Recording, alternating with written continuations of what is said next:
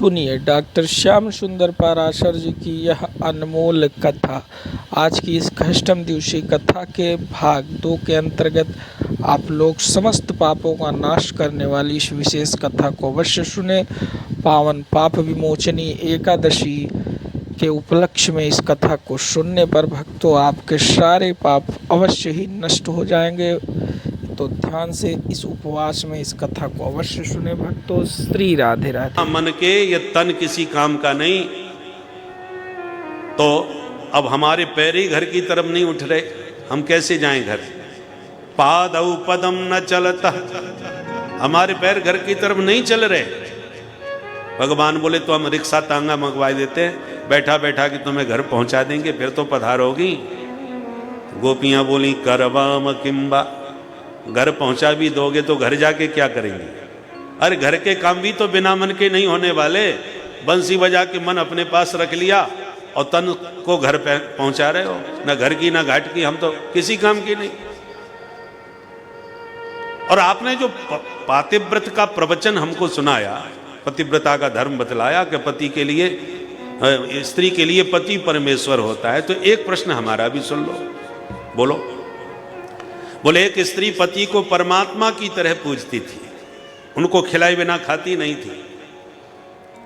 एक दिन अचानक पति बोले देवी मुझे परदेश जाना है, बहुत आवश्यक कार्य है। तो बेचारी दुखी हुई, मैं आपके बिना कैसे रहूंगी? पतिदेव ने अपना चित्र पकड़ा दिया, जब तक मैं ना आ जाऊं तब तक मुझे तुम इस चित्र में ही देखो, इसी का भोग लगा दिया करो। ठीक है स्वामी। पतिदेव चित्र देके चले गए। अब वो पति के चित्र की ही पूजा करने लगी भाव से। एक दिन बड़े चाव भाव से पति का भोग लगा रही थी। इतने में पतिदेव ने आकर के कुंडी खटखटा दी, देवी मैं आ गया, किवाड़ खोलो। अब प्रभु आप बोलो वो क्या करे, भोग लगावे या कुंडी खोले? भगवान बोले इसमें क्या पूछना? अरे चित्रपट की पूजा कर रही है पति के, और जब असली पति कुंडी खटखटा रहे हैं तो फोटो की अब क्या जरूरत? कुंडी खोल करके असली पति का स्वागत करना चाहिए। वो तो तभी तक के लिए था जब तक वो परदेश थे, अब आ गए, चित्र को छोड़ो असली को पकड़ो। गोपियों ने कहा बस यही काम हम कर रही हैं। तुम क्या कर रही हो? बोले पति परमेश्वर की तरह होता है और आप परमेश्वर ही हो, तो जब तक हमें परमेश्वर नहीं मिले तब तक पति परमेश्वर की खूब पूजा करी हमने। अब जब साक्षात प्रभु हमारे सामने विराजमान है तो अब चित्रपट की पूजा करने हमें क्यों भेज रहे हो वापस घर? इसलिए अब हम घर लौटने वाली कदापि नहीं है। गोविंद प्रसन्न हो गए। प्रहस्य सदयम गोपी रात्मा रामोप्यरी रमत। ठाकुर जी बड़ी जोर से खिलखिला के हंस पड़े और गोपियां समझ गई हमारी परीक्षा ले रहे थे। भाई 50 रुपए का मिट्टी का मटका भी हम खरीदते हैं तो 50 बार ठोक बजा के भी देखते हैं कहीं से चटका फूटा तो नहीं है, पानी भरने के लिए।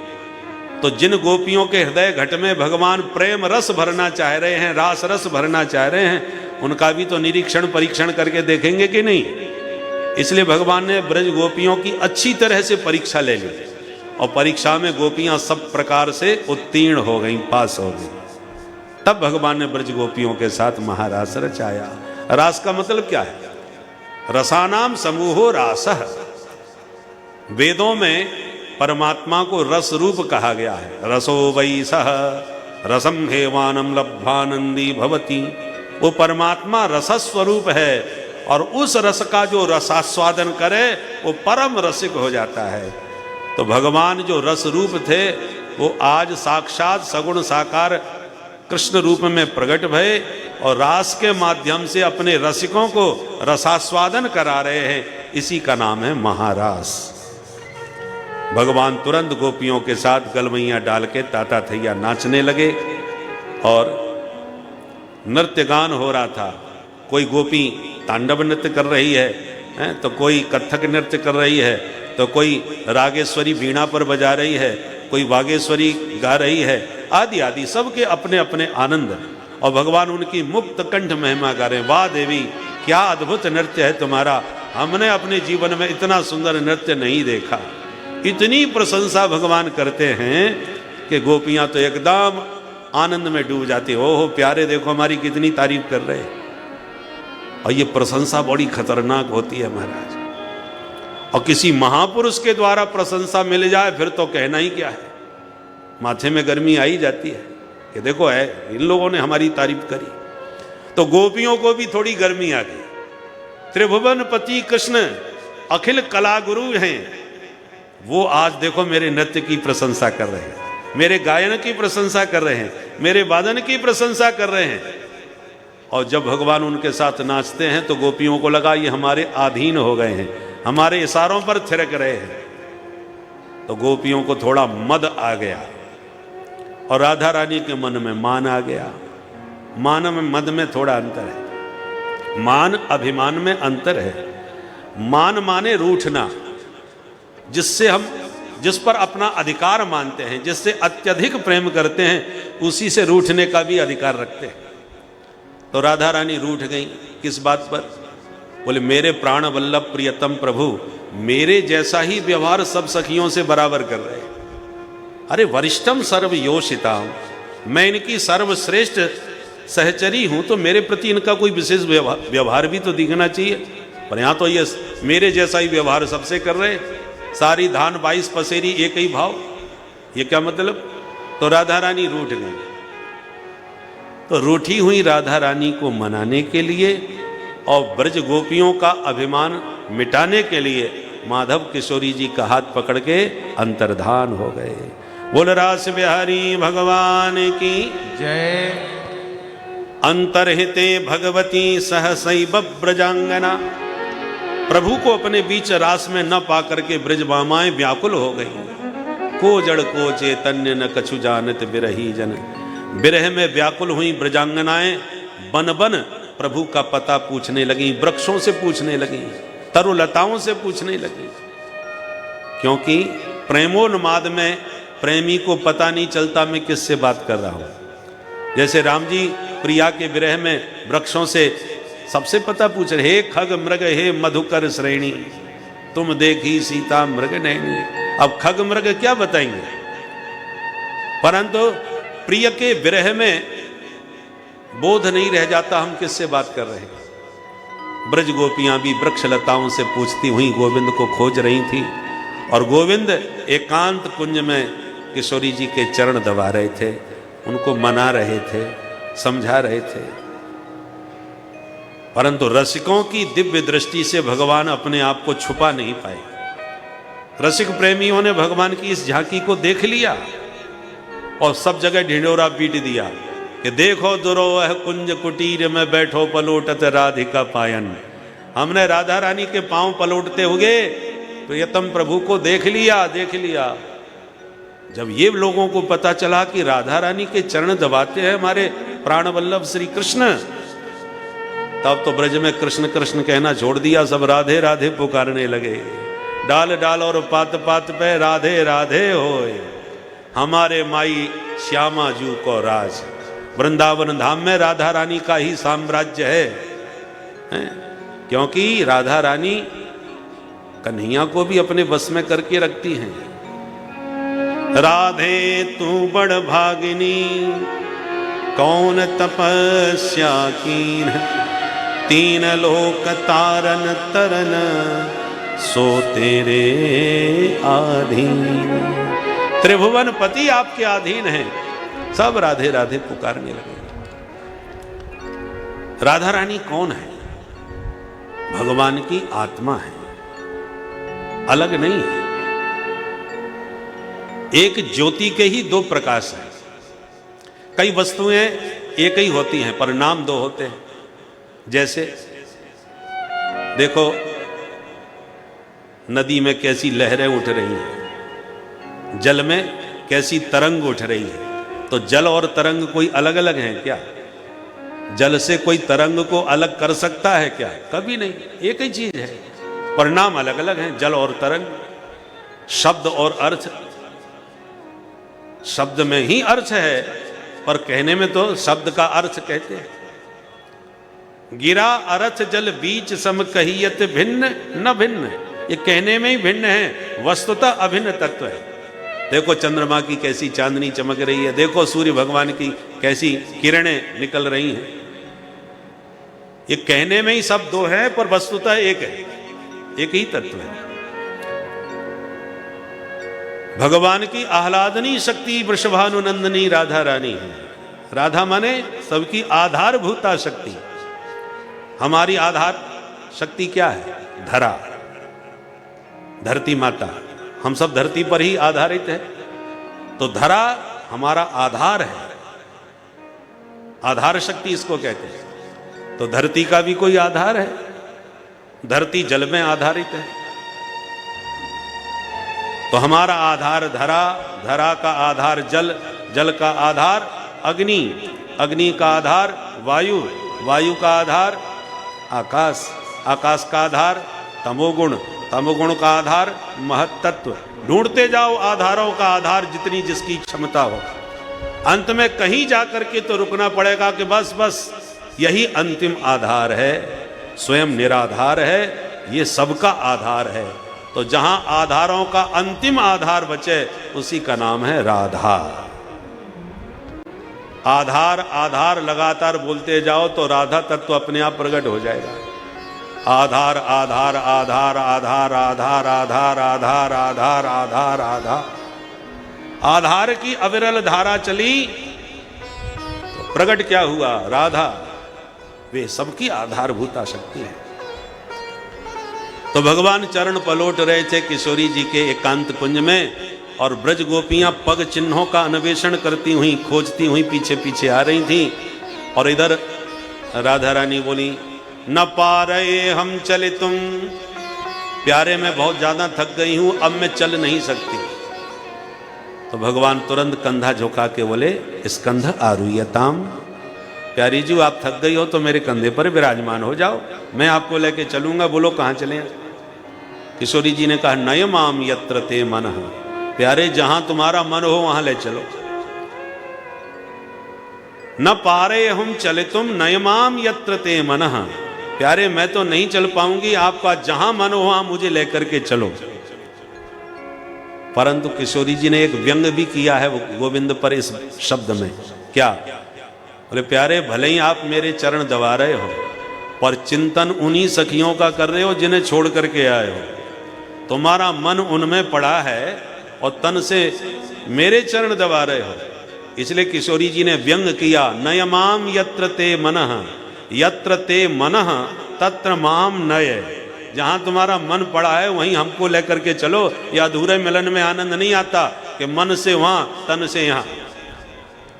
तो गोविंद ने तुरंत कंधा झुका दिया, आरुह्यता, आइए विराजिए। और जैसे ही किशोरी जी ने कदम उठाया, भगवान वहां से भी अंतर्धान हो गए।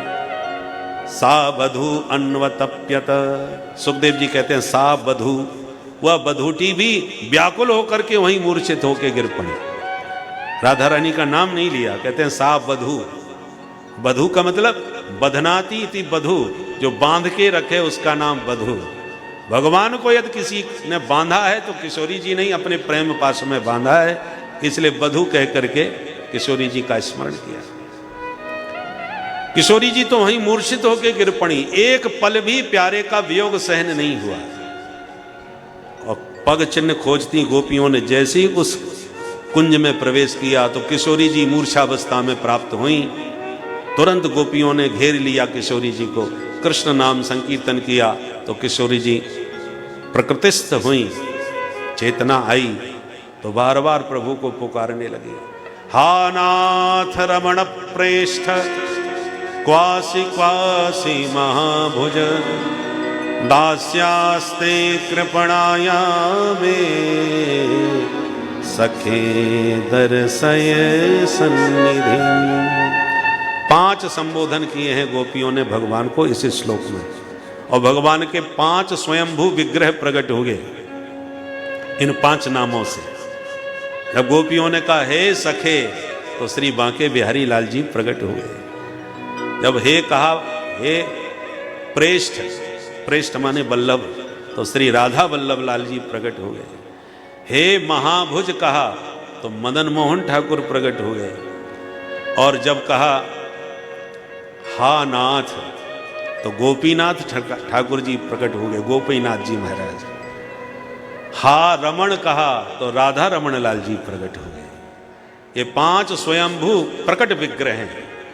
आचार्यों के द्वारा सेवित।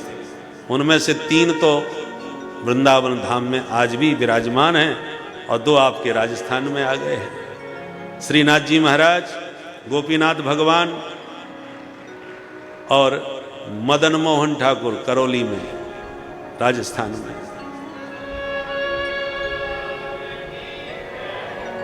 तो ये 2 तो राजस्थान में आप लोगों ने बुला लिए, बाकी 3 अभी भी वृंदावन में हैं। श्री बांके बिहारी लाल, श्री राधा रमण लाल और श्री राधा वल्लभ लाल।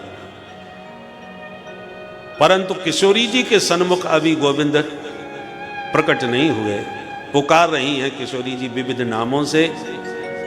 अंत में सब सखियों से किशोरी जी ने कहा, सखियों पीछा करके उन्हें कोई नहीं पकड़ पाएगा, उन्हें पाना है तो प्रार्थना करो।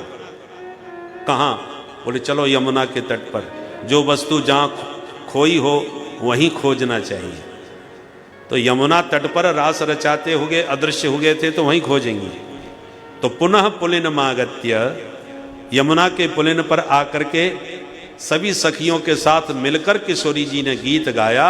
इस गीत का नाम है गोपी गीत।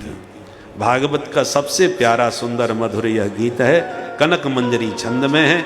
आइए कुछ पंक्तियां बड़े ध्यान से श्रवण करें गोपी गीत की। जो भी कृष्ण दरस की लालसा रखता हो उसे गोपी गीत का प्रतिदिन पाठ करना चाहिए रात्रि में सोने से पहले। तो भगवान किसी न किसी रूप में कृपा करके उसे दर्शन देने अवश्यमेव पधारते हैं।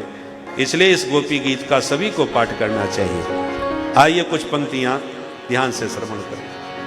जयति तेधिकं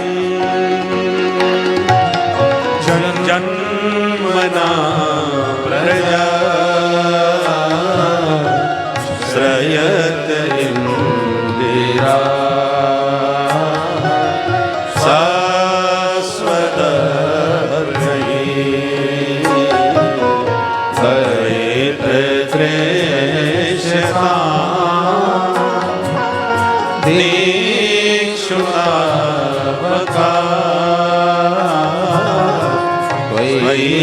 धृता सभा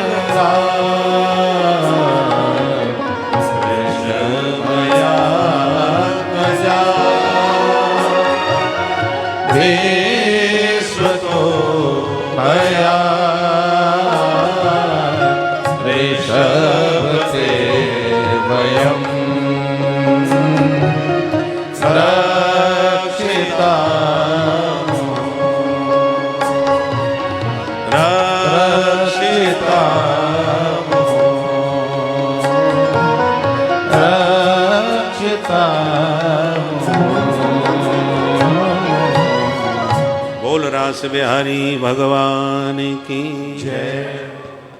इस गीत में 18 श्लोकों के द्वारा कनक मंजरी छंद में गोपियों ने गोविंद को पुकारा है। गोपियां कहती हैं, हे प्यारे तब जन्मना ब्रजः वैकुंठादधिकम जयति। जब से ब्रज में आपने जन्म लिया है गोविंद, तब से ब्रज की महिमा बैकुंठ से भी बढ़ चढ़ के हो गई। बैकुंठ की देवी इंदिरा लक्ष्मी अत्र वृंदावने सस्वत श्रयते। जब से आप वृंदावन में पधारे हो प्रभु, तब से लक्ष्मी भी बैकुंठ छोड़ करके वृंदावन में आवसी है। हे दयालु, अब तो दर्शन दो। बहुत तड़फाया, छुप छुप करके हमारी विरह की पीड़ा को आपने देखा, अब तो दर्शन दो। दीक्षुतावकाह, एक बार आकर के देखो, हम सब तुम्हारी हैं और तुम्हारे लिए ही कैसे छटपटा रही हैं, व्याकुल हैं। एक बार आकर के दर्शन तो करो, हमें देखो तो सही। यदि हमें ऐसी तड़फा के मारना चाहते हो तो सुरासुरों से हमारे प्राणों की रक्षा ही क्यों की? असुरों को मार के बचाया। सुरों ने भी मारने में कोई कसर नहीं छोड़ी थी, पर गिरधारी बन के सुराधिप इंद्र के प्रकोप से हमें बचाया, दावाग्नि की ज्वालाओं से हमें बचाया। क्या इसी दिन के लिए बचाया था?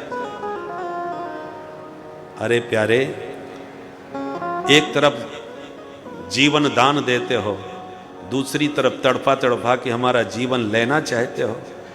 विष वृक्षोपि संवर्ध्य स्वयं न क्षेत्रमर्हति।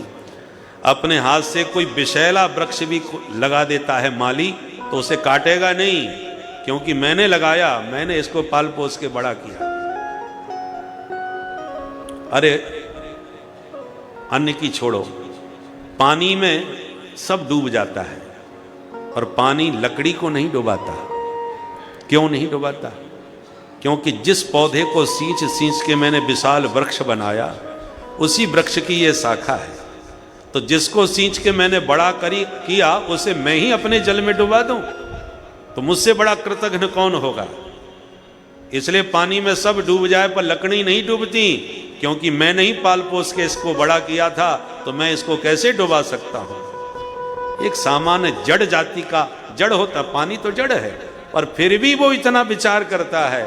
और एक प्यारे तुम हो जो हमें बचाते भी हो और अपने विरह में मारना भी चाहते हो।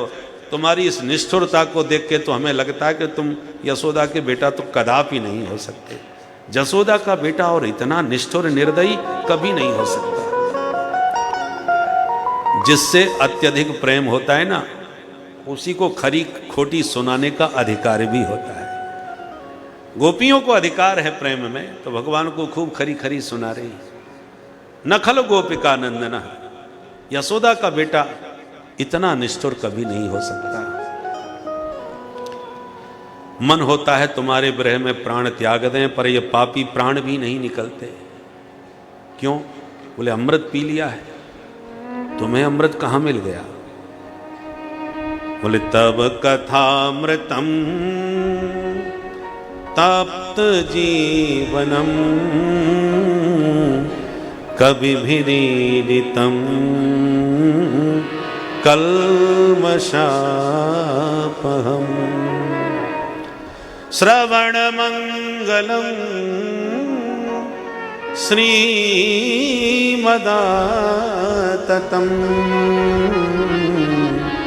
भुवि गृह्णन्ति ते भूरिदा जना।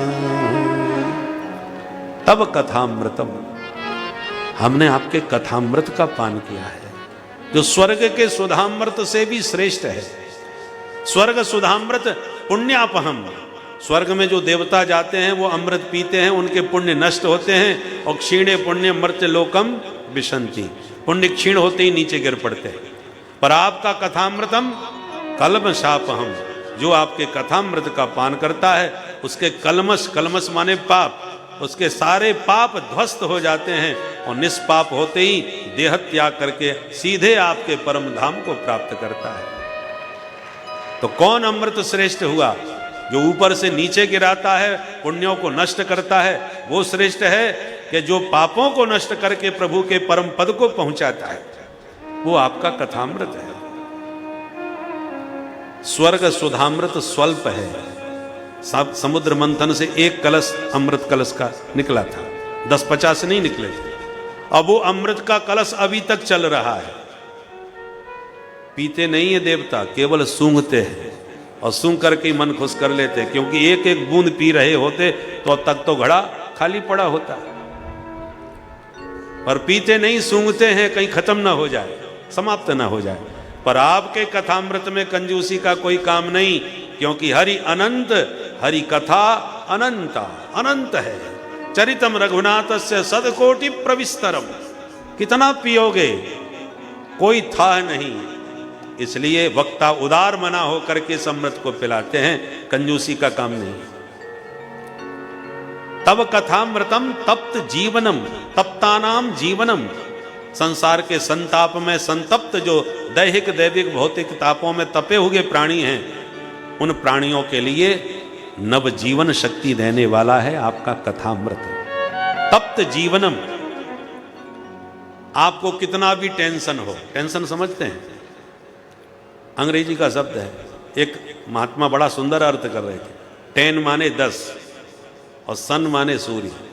एक सूर्य तपते हैं तो खोपड़ी गर्म कर देते हैं, और जिसके भीतर हो टेंशन, 10 सूरज जिसके भीतर तपेंगे, बोलिए उस बेचारे का क्या हाल होगा। और गर्मी कितनी खतरनाक होती है, ये राजस्थान वालों को समझाने की क्या जरूरत है। सबसे ज्यादा खतरनाक बताते हैं कि जोधपुर सूर्य नगरी कहा जाता है, बहुत भयंकर तपता है, 50-50 तक डिग्री जाता है। तो जब एक सूरज में इतनी तपन होती है तो टेंशन में कितनी तपन होगी सोचिए। बहुत से लोग फूक जाते हैं, टेंशन में ही चले जाते हैं। परंतु गोपियां दवा बता रही हैं, कितना भी टेंशन हो, एक बार प्यारे आपके चरित्रों को चित्त लगा के कोई बैठ के सुनने लग जाए, सारे टेंशन खत्म हो जाते हैं। तप्ता नाम जीवनम, एकदम उसको मस्ती आ जाती है, आनंद आ जाता है, सारा टेंशन खत्म हो जाता है।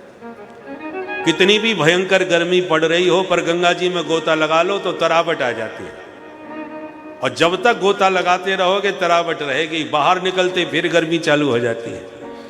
उसी प्रकार जितनी देर तक कथा सुनो मन मस्त रहता है भगवान के चरित्रों में। कल पूज्य मलुक पीठाधीश्वर महाराज बता रहे थे ना, भगवान में और भगवान की कथा में कोई भेद नहीं। भगवान का दर्शन भी जीव को समस्त तापों से मुक्त करता है, और भगवान की कथा भी जीव के समस्त संतापों का हरण करती है। परंतु गंगा जी से बाहर निकलते ही गर्मी फिर लगने लगती है। ऐसी जहां कथा संपन्न भई सोई टेंशन चालू, आज वहां जाना था भाई, हमको इतना रुपया उससे लेना था, उसको इतना जमा करना था, दुनिया भर का टेंशन चालू हो जाता है। इसलिए भगवान का कथामृत समस्त संतापों का शमन करने वाला है। श्रवण मंगलम, सुनते ही जीव का, श्रोता का तुरंत मंगल कर देता है। इसलिए दुनिया में दानी बहुत है, कोई अन्न दान, कोई वस्त्र दान, कोई गौ दान, कोई भूमि दान करता है, पर सबसे बड़ा महादानी कौन है? जो भगवान की कथा सुना करके श्रोताओं के हृदय में हरि को ही विराजमान कर देता है। उस वक्ता से बड़ा दानी दाता दुनिया में कोई नहीं हो सकता। गोपियां कहती हैं, भोवे गृणंति ते भूरिदा जना, ये जना भोवे गृणंती, गृणंती माने वर्णयंती, जो आपके चरित्रों का वर्णन करके श्रोताओं के हृदय में प्रभु को विराजमान कर देते हैं, प्रभु का प्रेम भर देते हैं। भूरिदा जना, उन वक्ताओं से बड़ा महादानी कोई नहीं हो सकता। इस प्रकार से गोपियों ने बहुत ही प्यारा ये मधुर गीत गाया, और गाते गाते रुरुदु सुस्वरम राजन कृष्ण दर्शन लालसा, हरि दरस की लालसा में गोपियां विलाप करने लगी, व्याकुल हो करके बिलखने लगी। और बिलखती हुई गोपियों को देखकर भगवान द्रवित हो गए, अपने आप को रोक नहीं सके। तासाम आविर्भूत छौरी स्मयमान मुखाम्बुज पीतांबरधर सृगवी साक्षात मनमत मन्मथ। सुखदेव जी कहते हैं, परीक्षित, तासाम गोपीनाम मध्य सौरी श्री कृष्ण आविर्भूत। तुरंत ब्रज गोपियों के बीचों बीच माधव मंद मंद मुस्कुराते हुए तत्काल प्रकट हो गए। बोल बंसी वारे की जय। जो गोविंद को देखा अपने बीच, ऐसा लगा गोपियों को तनवह प्राण में वागतम, जैसे मृत शरीर में पुनः प्राणों का संचार हो गया हो। दौड़ करके गोविंद को चारों तरफ से घेर लिया। किसी ने चरण पकड़ लिए, किसी ने भुजा पकड़ ली, किसी ने पीतांबर पकड़ लिया, और किसी गोपी को तो अपनी आंख पर विश्वास ही नहीं हो रहा कि सच में प्यारे आ गए। वो खड़ी खड़ी देख रही है, मन में सोच रही है मेरी कल्पना है, अभी कन्हैया नहीं आए, वो मैं कल्पना ऐसा कर रही हूँ। तो उसको लगा कि कल्पना ही सही, यदि ये छवि ऐसी दिखती रहे तो कम से कम विरह का ताप तो शांत हो जाएगा। तो निर्निमेष नयनों से निरंतर निहारते निहारते हरि की उस छवि को हृदय में उतार लिया और पलकों के किवाड़ बंद कर लिए कि अब देखती हूँ आप कैसे निकल के भागोगे, मैं सदा के लिए तुम्हें अपने हृदय में कैद कर ली। जैसे किशोरी जी ने पुष्प वाटिका में राम जी महाराज को नयन मार्ग से अपने हृदय में उतार लिया था। लोचन मग राम ही उर आनी, दीन्हे पलक कपाट सयानी। ऐसे आज गोपियों ने भी गोविंद को निहार करके अपने हृदय में कैद कर लिया। अंत में चारों तरफ से घेर कर गोपियों ने कुछ प्रश्न किए। प्यारे, आप बुरा मत माने, एक बात पूछें आपसे। भगवान बोले पूछो। गोपियां बोली हमने संसार में 3 तरह के लोग देखे। पहले वो हैं जो प्रेम के बदले में प्रेम करते हैं, जितना प्रेम तुम हमसे करोगे उतना ही हम तुमसे करेंगे। दूसरे ऐसे होते हैं कि हम तो तुमसे प्रेम करेंगे, तुम करो या मत करो। और तीसरे वो हैं जो किसी से प्रेम करते ही नहीं, तुम करो या मत करो, उन्हें किसी से कोई लेना देना नहीं, वो किसी से प्रेम नहीं करते। भगवान बोले सुनो देवियों, जो प्रेम के बदले में प्रेम करे, मेरी दृष्टि से वो प्रेम है ही नहीं। तो क्या है वो? बोले उसको व्यवहार कहते हैं। जितना तुमने हमें दिया उतना हमने तुमको दिया। तो देने वाला यदि लेने का हिसाब रखता है उसको व्यवहार कहा जाता है, प्रेम नहीं। तुम हमारे उत्सव में आए तो हम तुम्हारे उत्सव में गए, तुमने हमारे उत्सव में इतनी कुछ भेंट दक्षिणा चढ़ाई तो हमने भी तुम्हारे यहाँ जाके कुछ चढ़ावा किया। तो देने वाला यदि लेने का हिसाब रखे तो वो व्यवहार कहलाता है। संसार में यही चलता है। पर हम तो प्रेम करेंगे, तुम भले ही मत करो। ऐसे प्रेमी तो मैया बाप भी होते हैं, माता पिता ही हैं जो बच्चों से अत्यधिक प्रेम करते हैं। अपने जीवन भर की खून पसीना की कमाई उनकी पढ़ाई लिखाई में पूरा लगा देते हैं और बहुत बड़ा कोई अधिकारी बनाने में पूरी जोर लगा देते हैं। अब जरूरी नहीं कि बेटा पढ़ लिख करके यदि विदेश चला गया तो पता चला वो विदेश में ही रम जाते हैं। मैया बाप कब मर गए, कब घर में सड़ गए, उन्हें पता ही नहीं चलता। बोलो राधे राधे, राधे राधे। ऐसे कई प्रसंग आज भारत में देखने सुनने को मिल रहे हैं कि जिन माता पिता ने अपना संपूर्ण जीवन आपके लिए लगा दिया, आज आपको उनसे टेलीफोन पे बात करने की भी फुर्सत नहीं है। एक बार एक देश में हम थे बाहर, तो जिन माता जी के घर में रुके थे उनके बेटे का प्रतिदिन फोन आता था सवेरे 7 बजे, माता जी प्रणाम। तो वो आशीर्वाद देती, तो हम बड़े खुश हुए। एक दिन माता जी से हमने पूछा कि माता जी आपका बेटा बड़ा आज्ञाकारी है भाई, मैं प्रतिदिन देख रहा हूँ। 1 महीने हम रुके थे, हॉलैंड की बात है। तो बोले प्रतिदिन वो आपको प्रणाम करता है? बोले महाराज ऐसी बात नहीं है, आप जैसा समझ रहे हैं वो नहीं है। हमने कहा तो क्या है बताओ। बोले बात ऐसी है महाराज जी, मेरी एक बहुत पक्की सहेली थी, सामने वाले फ्लैट में रहती थी।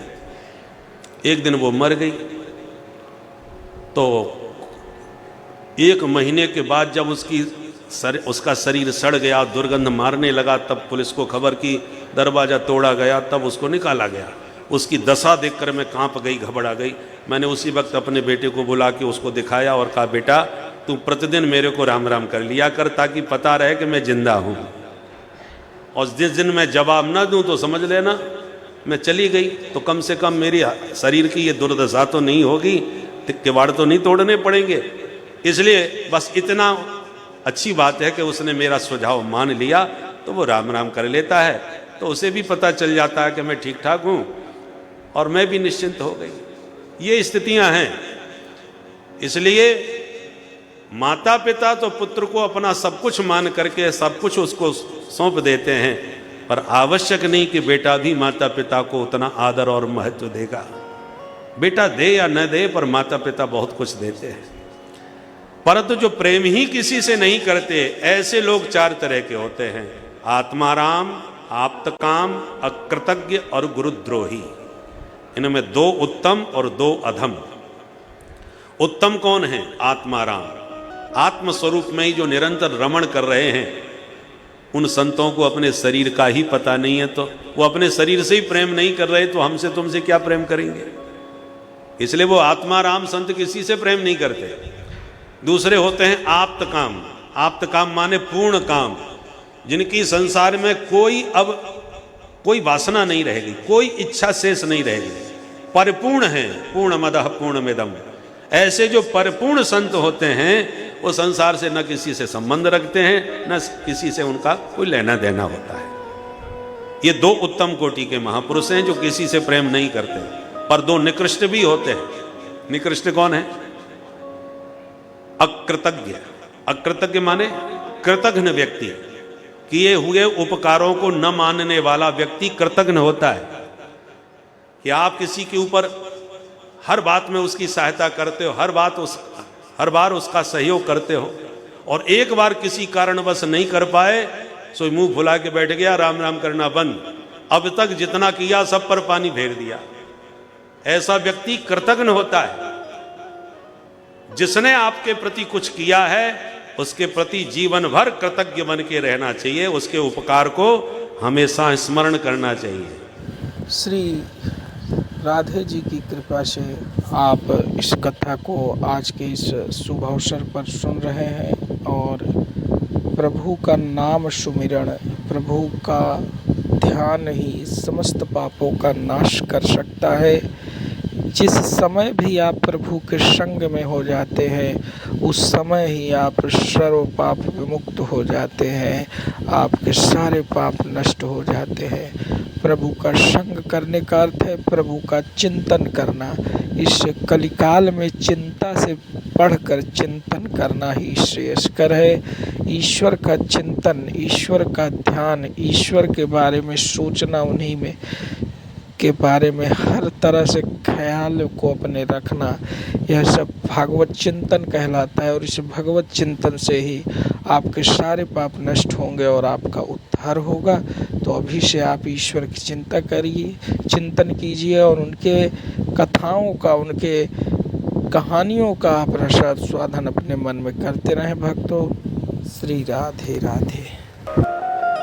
भगवान ने सुन लिया। क्या कहा देवियों? मैं तुम्हें गुरुद्रोही दिखाई पड़ रहा हूं? गोपियां बोली तो गुरुद्रोही नहीं तो और कौन हो? आपने ही बंसी बजा करके हमें घर घर से बुलवा लिया, और जब हम सब छोड़ छाड़ करके जंगल में आपसे पागलों की तरह मिलने आ गई, तो आप हमको छोड़ करके भाग लिए, छुप लिए, और हमको रोता बिलखता देख देख करके आनंद ले रहे हो। ये आपकी गुरुद्रोहिता नहीं तो और क्या है?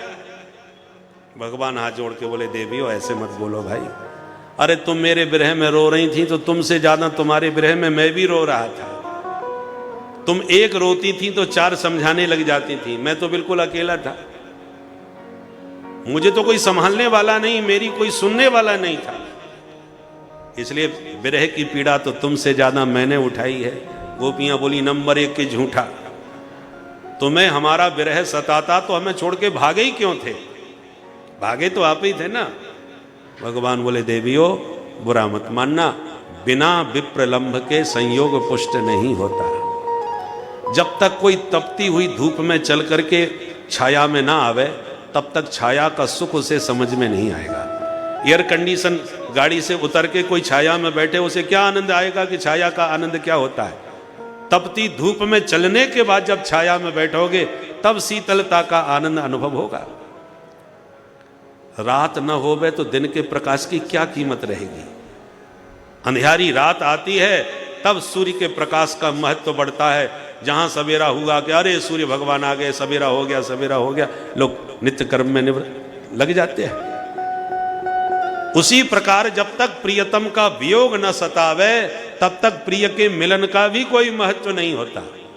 जिससे मिलने की उत्कंठा ना हो, तब तक उससे मिलने का भी क्या महत्व? प्राय माताओं को एक शिकायत रहती थी अपने अपने पतियों से, ये बहुत बिजी रहते हैं, हमारे लिए तो इनके पास समय ही नहीं है। ये शिकायत सबको रहती थी।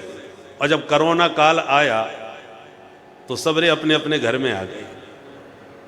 बाहर जाएं तो पुलिस वाले डंडा लिए स्वागत के लिए खड़े थे, कोई बाहर निकल ही नहीं पाया, महीनों तक घर में रहे। तो जो कहती थी इनके पास समय ही नहीं है हमारे लिए, उनको इतना समय मिला कि वो स्वयं कहने लगी अब ऐसे ही पड़े रहोगे कि काम धंधा भी कुछ देखोगे, ऐसे कब तक पड़े पड़े खाओगे। सब मन भर गया। मतलब क्या हुआ, जब तक वियोग न आवे तब तक संयोग का कोई महत्व नहीं।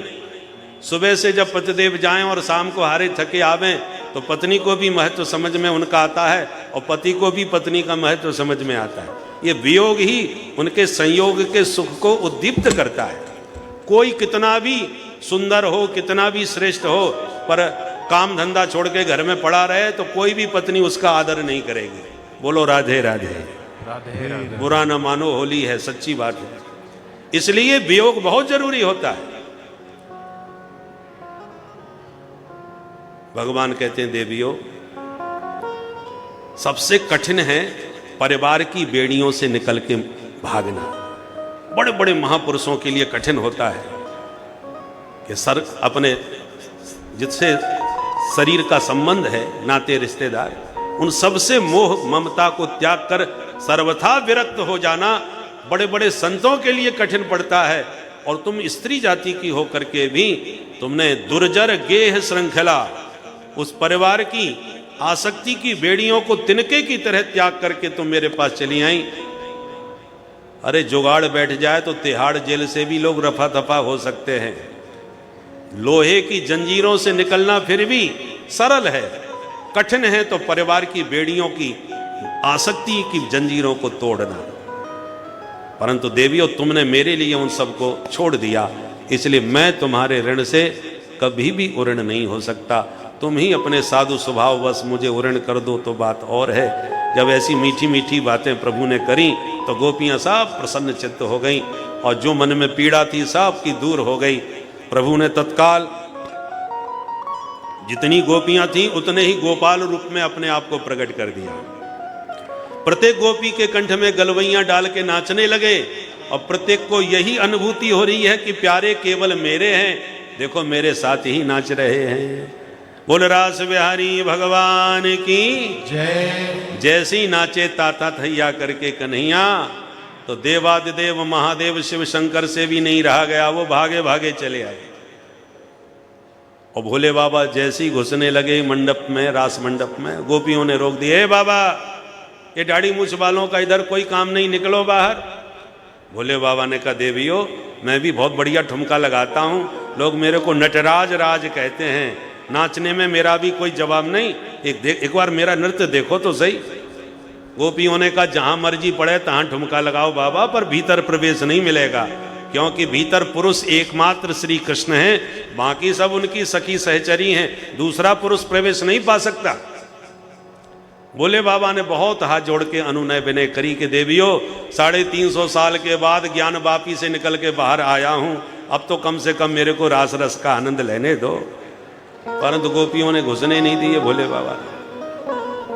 तब भोलेनाथ ने कहा हम भी मानने वाले नहीं हैं। तुरंत गए जमुना जी में नहाए, जटाओं का जूड़ा बांध लिए और बढ़िया लहंगा फरिया ओढ़ करके, चुनरी में मुंह छुपा करके, नथ बेंदा से अपना बढ़िया श्रृंगार सजा करके और छम छम करते हुए गोपियों के झुंड में मिल गए।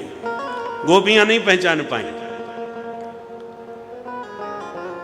किंतु गोविंद की दृष्टि पड़ी कि ये मोटी तगड़ी नई नवेली गोपी कौन कहां से आई गई आज। देखते ही प्रभु पहचान गए, मुस्कुरा के बोले आओ आओ मेरे गोपेश्वर नाथ, आपको स्वागत है महाराज में। बोल गोपेश्वर महादेव की जय। आज भी श्रीधाम वृंदावन में हमारे भोले बाबा गोपी भेष में विराजमान है। गोपेश्वर महादेव का दर्शन नहीं किया वृंदावन में तो ब्रज यात्रा अधूरी मानी जाती है। भोले बाबा ही हाजिरी लगाते हैं वहां और उनका श्रृंगार चूड़ी बिछिया से होता है। ब्रजवासी उन्हें चूनर ओढ़ाते हैं, बिछिया और चूड़ियाँ सब पहनाते हैं, और सखी के रूप में भोले बाबा का श्रृंगार होता है। अब जरा विचार कीजिए, जिस महारास में काम को भस्म करने वाले कामारी शिव स्वयं सखी बन करके थिरक रहे हो, नाच रहे हो, वो रास क्रीड़ा, काम क्रीड़ा कैसे हो सकती है? इसलिए भूल के भी ये विचार मन में नहीं लाना चाहिए। रासलीला की, रास शब्द की हमने आजकल बड़ी विडंबना, दुर्दशा कर रखी है। रास शब्द का अर्थ ही हमने अनर्थ में परिणत कर रखा है। रासलीला का मतलब है रस रूप परमात्मा के स्वरूप का आस्वादन करना, उनकी अनुभूति करना, और जीवात्मा परमात्मा का जो दिव्य रस मिलन होता है उसी का नाम महारास लीला है, जो आप इस मंच से प्रतिदिन दर्शन कर ही रहे हैं। तो आइए हम भी महादेव की तरह अपने मन को कुछ पल के लिए वृंदावन में रास मंडप में लेकर के चले। सब मिल करके भाव से मेरे साथ गाएं। अरे राधा नाचे, राधा नाचे, कृष्ण नाचे, नाचे गोपी संग, मन मेरो बन गयो सखीरी पावन वृंदावन। राधा नाचे, कृष्ण नाचे, नाचे गोपी संग, मन मेरो बन गयो सखीरी पावन वृंदावन।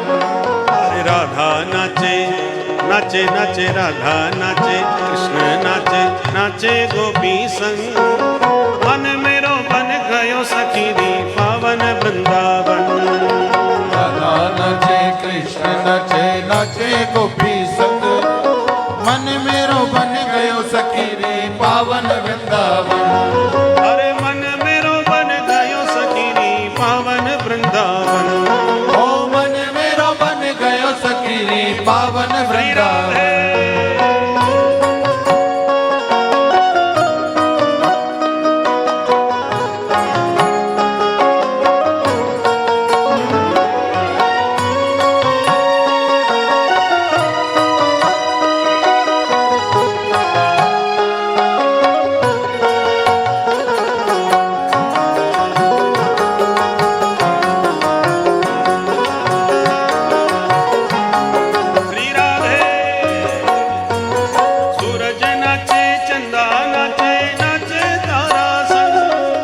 सूरज नाचे, चंदा नाचे, नाच तारा संग।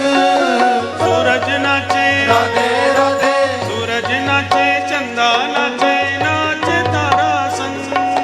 सूरज नाचे, चंदा नाचे, नाच तारा संग। क्योंकि मन मेरो बन गयो सखीरी पावन वृंदावन। ओ मन मेरो बन गयो सखीरी पावन वृंदावन। रास रचो है, महारास रचो है, गोपिन के संग कान्हा रास रचो है। रास रचो है, महारास रचो है, गोपिन के संग कान्हा रास रचो है। रास रचो है, महारास रचो है, गोपिन के संग कान्हा रास रचो है। रास रचो है, महारास रचो है, गोपिन के संग कान्हा रास रचो वीरा है। है।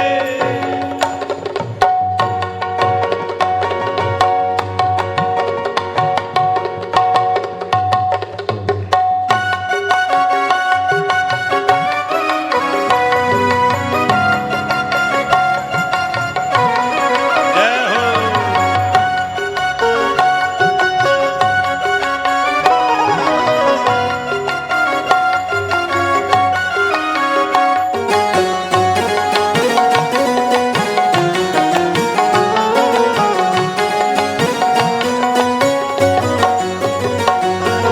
गंगा नाचे, यमुना नाचे, नाचे नदी संग।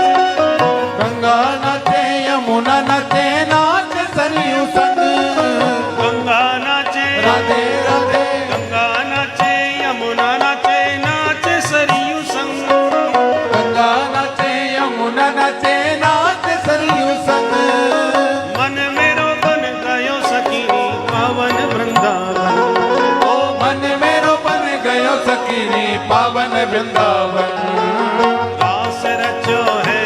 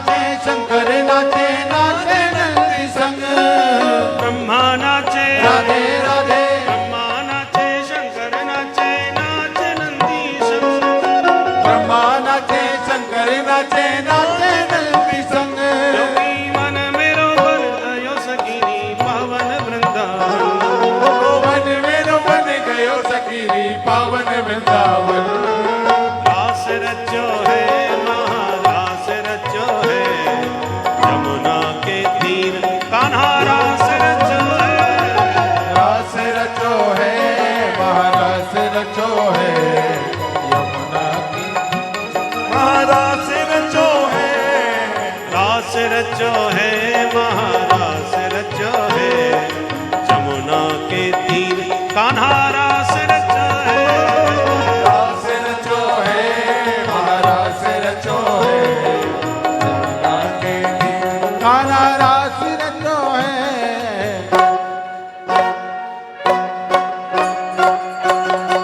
हे श्री राधे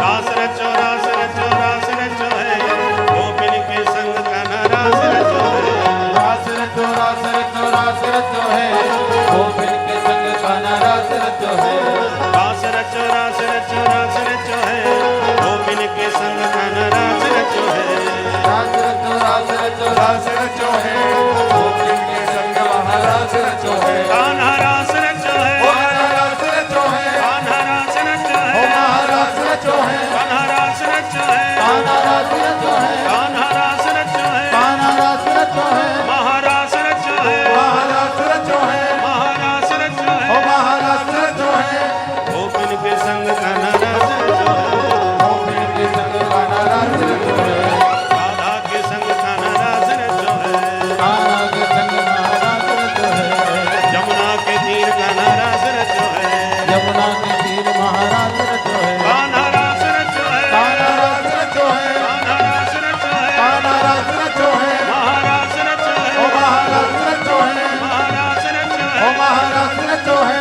जय जय श्री श्री राम बोल राधा रानी की श्री रास बिहारी सरकार की विक्रीडितं ब्रजबधो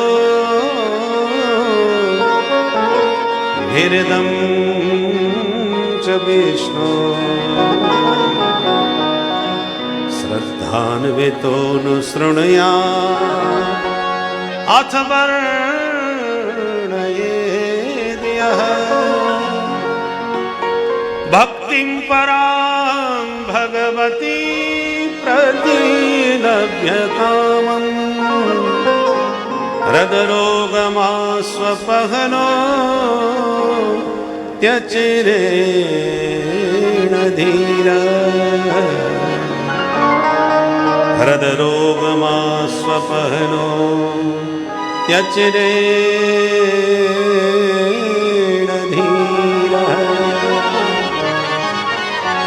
महारास लीला का ये अंतिम श्लोक जिसमें सुखदेव जी इसकी फलश्रुति बतला रहे हैं। रास लीला जो भगवान ने ब्रज गोपियों के साथ विहार किया है, इस दिव्य पावन प्रसंग को जो आनंद पूर्वक कहता है और प्रेम पूर्वक जो इसे सुनता है, उसे जीवन में दो लाभ प्राप्त होंगे। कौन कौन? भक्तिम पराम भगवती, भगवान के पाद पद्मों में उसे पराभक्ति प्राप्त हो जाएगी। ये प्रथम लाभ। जिस भक्ति को गोस्वामी जी सुंदरकांड में मांगते हुए कहते हैं भक्तिम प्रयक्ष रघुपुंगव निर्भराम में कामादि दोष रहितम कुरु मानसम च, वही पराभक्ति महारास लीला के श्रवण करने से श्रोता को प्राप्त होती है। और दूसरा काम हृदय रोग मास्वपहन होती, उसका हृदय रोग भी शीघ्र ही समाप्त हो जाता है, दूर हो जाता है। हृदय रोग को मिटाने वाली और पराभक्ति प्रदान करने वाली ये पावन कथा है भगवान की महारास लीला। हृदय रोग क्या है? कामदेव का एक नाम होता है हृच्छय, जो सबके हृदय में बैठा बैठा छेद करे उसके अंदर दोष विकार पैदा करे, इसलिए कामदेव को हृदय कहा जाता है। तो वही हृदय रोग है जो सबके हृदय में तमाम प्रकार से दुर्वासनाओं से अंतःकरण को मलिन करता है, वही काम हृदय है। पर रासलीला का श्रवण करने से हृदय रोग मासुपहन होती है। सुखदेव जी कहते हैं उसका हृदय रोग समाप्त हो जाता है। गोस्वामी जी जैसे कहते हैं कामादि दोष रहितम कुरु मानसम च, तो वो कामादि दोष भी जीव के दूर हो जाते हैं और पराभक्ति भी प्रभु के पाद पद्मों में प्राप्त हो जाती है। ये दिव्य महारास लीला के श्रवण का फल है। तो जिसका फल ही काम रोग दूर करने वाला है वो काम क्रीड़ा कैसे हो सकती है? इसलिए विवेकी जनों को इस लीला पर विचार करना चाहिए। अब भगवान रासलीला कर रहे हैं, उनको प्रेम से करने दो, आप लोग दर्शन करते ही हैं शाम को, समय सीमा निश्चित है। आज ठाकुर जी का विवाह हम कराना चाहते हैं और विवाह होगा द्वारका में, और वृंदावन से द्वारका की दूरी अभी बहुत है, इसलिए थोड़ा सा समास विधि से कथा प्रसंग को लेकर हम द्वारकाधीश का विवाह रुक्मिणी जी से फटाफट करते हैं। भगवान तो इधर रास विहार कर रहे थे, उधर मामा कंस पर क्या बीत रही है थोड़ी मथुरा में कंस की भी सुन लो। एक दिन कंस को नारद जी ने बता दिया कि जैसे तुम नंद का लाला समझे बैठे हो, वो कृष्ण नंद का लाला नहीं, तुम्हारी बहन देवकी का 8वां लाल है, वही तेरा काल है। अब कंस का मूड खराब हो गया। इसका मतलब वसुदेव ने मुझे धोखा दिया है, मैं उसे जिंदा नहीं छोड़ूंगा। निशात मसीमादत्त वसुदेव जिघांसया, तलवार निकाल के वसुदेव को मारने खड़ा हुआ। नारद जी ने हाथ पकड़ लिया, रुको रुको, अब जोश से नहीं होश से काम लेने की आवश्यकता है। तो गुरु जी आप बताओ मैं क्या करूं? बोले तुम एक एक करके भेज रहे हो कंस, और कृष्ण बलराम दोनों भैया मिलके सबको निपटा रहे हैं वहां बैठे बैठे। अरे ये भेजना बंद करो, उनको बुलाओ अपने यहाँ किसी भी बहाने से, और जब वो आवे तो तुम मिल करके उसे ठिकाने लगा दो। बोले वाह गुरुदेव क्या जोरदार बात बताई, आज तक हमारी बुद्धि में ये बात नहीं आई, अब मैं ऐसा ही करूंगा। नारद जी बोले हमारा आशीर्वाद है। और तुरंत नारद जी वृंदावन आके भगवान से बोले प्रभु एक कार्यक्रम बनाया। क्या मतलब? बोले प्रभु आप आए हैं दुष्टों का विनाश करने के लिए, और दो चार एक दो इक्का दुक्का कोई आता है उसको यहाँ निपटा देते हो, ऐसे निपटने वाले नहीं है ये। इसलिए ये फुटकर काम बंद करो, थोक का काम चालू करो। सीधा जा करके जहां से आतंकवादी आ रहे हैं वहीं जा करके सीधा अटैक करो, सबकी छुट्टी एक दिन में करके समाप्त करो। ये फुटकर काम बंद करो। मैंने उनके कान फूंक दिए हैं, कोई ना कोई आपको लेने जरूर आ जाएगा, 1-2 दिन में देखना। तो आप वहीं चले जाना और जाके सबको निपटा देना। नारद जी सारी बात बता के खिसक लिए। उधर कंस ने आपातकालीन मीटिंग बुलवाई और तमाम असुरों को अपनी समस्या सुनाई और सबसे पूछा बताइए आप हम लोग क्या करें? वसुदेव को जो करना था वो कर चुका, उसे मैंने बंधक बना के जेल में डाल दिया है, पर उस कृष्ण बलराम को पहले निपटाऊं उसके बाद उन्हें देखूं। केसी नाम का दैत्य खड़ा होके बोला महाराज रहने दो, या तो वो कृष्णचंद्र है तो मैं भी केसी हूं, वो हिंदी का है मैं अंग्रेजी का हूं। कृष्णचंद्र का शॉर्टकट क्या होगा अंग्रेजी में? केसी। तो वो कृष्णचंद्र, हम हैं केसी। अच्छा तो ठीक है जाओ। घोड़ा बन के केसी दौड़ा, यमुना तट पर प्रभु खेल रहे थे सखाओं के साथ, मुंह फाड़ के खाने आया। भगवान ने एक मुक्का उसके मुंह में मारा तो गोविंदाय नमो नमः, जमुना तट पर ही ढेर हो गया। आज भी जमुना तट पर केसी घाट बना हुआ है। फिर व्योमासुर आया, फिर अरिष्टासुर आया, भगवान ने उनको भी परलोक पहुंचाया। कंस ने कहा अब मैं किसी को नहीं भेजने वाला। गुरुजी ने बिल्कुल ठीक कहा था, भेजना ठीक नहीं, बुलाना ही पड़ेगा। तो अक्रूर जी को बुलाया, हाथ में हाथ मिला के समझाया, मित्र तुम जाओ मेरा रथ लेके और कृष्ण बलराम को मथुरा का मेला घुमाने के लिए ले आओ। मैंने भव्य मेला का आयोजन किया है परसों के दिन। ठीक है महाराज, परंतु अक्रूर जी बोले मनोरथ बहुत ऊंचे कर रहे हो सरकार, पूरे कितने होंगे ये तो समय बताएगा। और यूं कह के अक्रूर जी रात्रि अपने घर गए और सवेरा होते ही रथ पर बैठ करके वृंदावन चल दिए। परथेन गोकुलम प्राप्तः सूर्यश्चास्त गिरिम नृप। वृंदावन पहुंचते सूर्यास्त हो गया अक्रूर जी को। क्यों जी मथुरा से वृंदावन क्या इतना दूर है? दूरी तो कुछ भी नहीं है। पर रथ पर बैठते ही जब वृंदावन की ओर चले तो मन के रथ पर मनोरथ पूर्वक पहले ही वृंदावन पहुंच गए और कल्पनाओं में खो गए अक्रूर जी। किम मया चरितम भद्रम किम तप्तम परमं तप किम बाथाप्यर्हते दत्तम यद्रक्षा मध्य केशवम। कल्पना करने लगे मैंने कौन सा पुण्य किया होगा जो आज मैं वृंदावन धाम में जाकर के गोविंद के दर्शन करूंगा।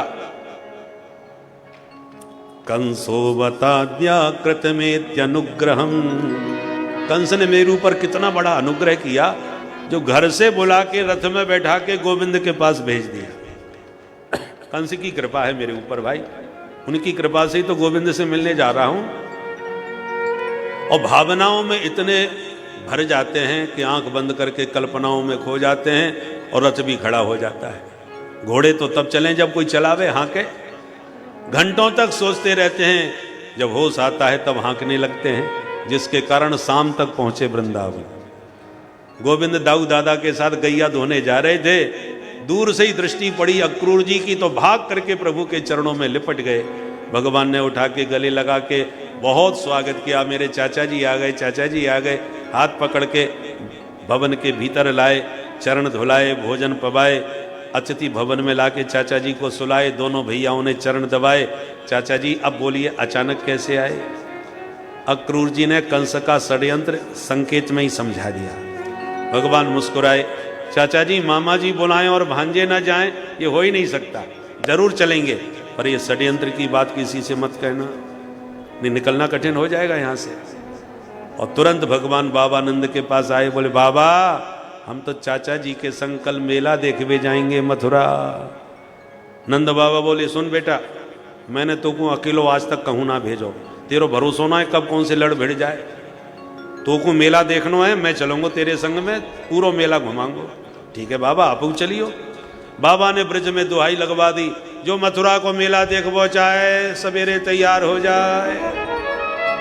बात फैल गई जन जन में, और जैसी गोपियों के कान में ये समाचार पड़ा कि कल जा रहे हैं वृंदावन छोड़ के मथुरा कृष्ण, तो गोपियां व्याकुल हो गई, तुरंत घरों से निकल पड़ी और झुंड बना करके आपस में बातें करने लगी। सखी विधाता ने ये कितना बड़ा हमको दंड दे दिया, जिन कृष्ण के दर्शन में पलक गिरना भी हमको सहन नहीं होता था, वे कृष्ण यदि मथुरा चले जाएंगे तो कब दर्शन होंगे कोई पता नहीं। एक बोली होगा वही जो विधाता ने हमारे ललाट में लिखा होगा। तो सभी गोपियां विधाता कोई दोष देने लगी। अहो विधाता तव न क्वचित् दया संयोज्य मैत्र्या प्रणयेन देना ताश्चाकृतार्थान् वियुनञ्च पार्थकम् विक्रीडितं तेर्भक्तचेष्टितं यथा। एक कहती है बहन विधाता तो बिल्कुल बच्चों जैसा है, छोटे छोटे बच्चे गुड्डा गुड़िया बनाते हैं, उनके साथ खेलते हैं, उनके विवाह शादी रचाते हैं, और खेलते खेलते मन भर जाए तो फटाफट सब फोड़ के भाग जाते हैं। ये विधाता भी हमको अपना खिलौना समझता है, मन भर गया फोड़ दिया। दूसरी बोली बहन विधाता को मैंने नहीं देखा, पर इस अक्रूर को जरूर देख रही हूं, ये नहीं आता तो गोविंद कहीं ना जाते आज। दूसरी बोली सही कहा बहन, मुझे तो इसके नाम में शंका हो रही है, किसने नाम रखा इसका? अरे इसका नाम तो क्रूर होना चाहिए, अक्रूर नाम किसने रख दिया इसका? इस जैसा क्रूर कौन होगा जो ब्रज की दोनों आंखों को निकाल के ले जा रहा है। ऐसे रात भर व्याकुल रहीं ब्रजांगनाएं। प्रातः हुआ, गोविंद जैसे ही तैयार होकर रथ में विराजमान हुए जाने को, दौड़ करके गोपियों ने रथ घेर लिया। भगवान ने अक्रूर जी को रोकने का इशारा किया और खड़े होकर गोपियों को समझाया, देवियों मात्र 2 दिन की बात है, आज जाऊंगा, कल मेला देखूंगा, परसों घर वापस आ जाऊंगा।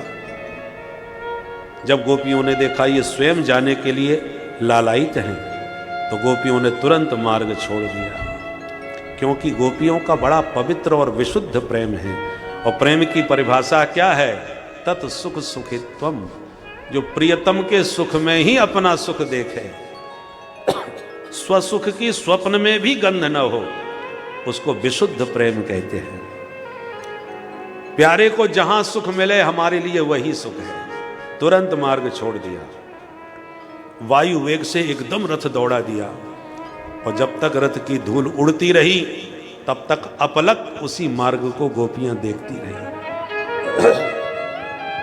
अक्रू जी का चित्त भी खिन्न हो गया। ब्रज गोपियों के प्राण धन ज्ञान सदैव भक्ति से पराजित हो जाता है, क्योंकि ज्ञान में एक सूक्ष्म अहंकार होता है जो ज्ञानी व्यक्ति के पतन का भी कारण बन सकता है। किंतु भक्ति का अर्थ ही है समर्पण, अपने प्रभु के प्रति समर्पण, जिसमें अहंकार का समूल नाश हो जाता है। और जब मानव के अहंकार का समूल समर्पण होता है, तभी मानव का उद्धार होता है। इस संसार चक्र से उसको मुक्ति मिलती है, वह इस चक्र से ऊपर उठ सकता है। अहंकार होता सूक्ष्म है, किंतु इतना भारी होता है कि हमें इस कलिकाल में हमें इस भवसागर में ही डुबोए रहता है। और जैसे ही यह सूक्ष्म अहंकार हमारे चित्त से, हमारे मन से निकलता है, हमारा जो जीवात्मा है ये इतनी हल्की हो जाती है कि ये स्वतः ही भवसागर से पार हो जाती है। इसीलिए हमें अपने अंदर के जो अवगुण हैं इन्हें दूर करके प्रभु की भक्ति को करना चाहिए, प्रभु का ध्यान सुमिरन भजन करना चाहिए, उनके मंत्रों का जाप करना चाहिए। तो सर्वप्रथम आप भक्तों अपने अंदर के अहंकार का नाश करें।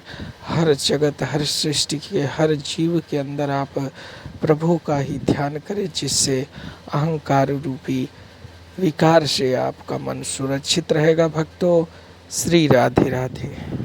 प्रहर दिन बाकी था, तो जैसे ही मथुरा में प्रवेश किया रथ ने, के पूरे नगर में हल्ला मच गया। ए भैया, वो पूतना को मारवे वारो आ गयो। कोई गोपी कह रही है, ए बहना, वो गोवर्धन उठावे वारो गिरधारी आ गयो। जिसने जहां सुना बस वहीं से नर नारी सब उमड़ पड़े कन्हैया की छवि निहारने के लिए। धाये धाम काम सब त्यागी, धाये धाम काम सब त्यागे। मनहु रंक निधि लूटन लागी, मनहु रंक निधि लूटन लागे। आए धाम काम सब त्यागे, आए धाम काम सब त्यागे। दाए धाम काम सब धाम काम, सब छोड़ छाड़ के निकल पड़े। जिस गली से गोविंद जाएं उसी गली से सुंदरियां सुमन वृष्टि से स्वागत करने लग जाएं। जो देवियां घर के बाहर नहीं निकल पा रही थी, वो अट्टालिकाओं से, झरोकों से झांक झांक करके भगवान के दर्शन कर रही हैं। और एक झलक दिख जाती है तो ऊपर से चिल्लाने लगती है, सखी देख, ये सामलो सलोनो है, यही ने तो गोवर्धन उठायो। दूसरी कहती है, बहना देख, वे में तो नेक्सो छोरा लगे, इतनो बड़ो गोवर्धन कैसे उठा लियो हो याने। इतनी जोर से बातें करती हैं, गली में जाते हुए गोविंद के कान में आवाज पहुंच जाती है। तो जिधर से आवाज आती है उधर ही ताकने लगते हैं, और जिसको तिरछी निगाह से निहार लेते हैं वो तो एकदम पगला जाती है। सखी देख देख, मेरी तरफ कैसे देख रहे थे। दूसरी कहती है, छोड़, तुझे तो देख ही रहे थे, मुझे देख के तो मुस्कुरा भी रहे थे। बोलो राधे राधे। राधे राधे। हमारे राम जी में और श्याम जी में बस इतना ही अंतर है। राम जी मिथिला में गए तो हल्ला तो वहां भी मचा, पर राम जी ने कभी किसी को निगाह उठा के न देखा, न लक्ष्मण जी को देखने दिया। पर ये टेढ़ी टांग वाले तो बहुत ही विचित्र है, सबका चित्त चुराए चले जा रहे थे। ब्रजवासी दौड़ के आगे का, नहीं हम आए भैया मेला देखबे। भगवान बोले, तो चलो मेरे संग। ब्रजवासी बोले, लाला एक बात बता, तेरे ऊपर बड़े फूल बरस रहे हैं, कछु रिश्तेदारी है का यहाँ पे तेरी? कन्हैया बोले, तुम्हें खबर ना, यहाँ के महाराज कंस है ना, सगे मामा जी लगे मेरे, तो भांजे को स्वागत ना करवाएंगे का? ब्रजवासी बोले ओहो ये बात है, वही हम सोच रहे। पर एक बात बता कन्हैया, तूने ये बात आज बताई है, अरे न पहले से बताई होती तो बढ़िया बगलबंदी पहन के राजकुमार बन के छल छबीले बन के आते तो मामा भी कहते कि हाँ कोई भांजे आए। अरे उन पुराने कपड़न में तो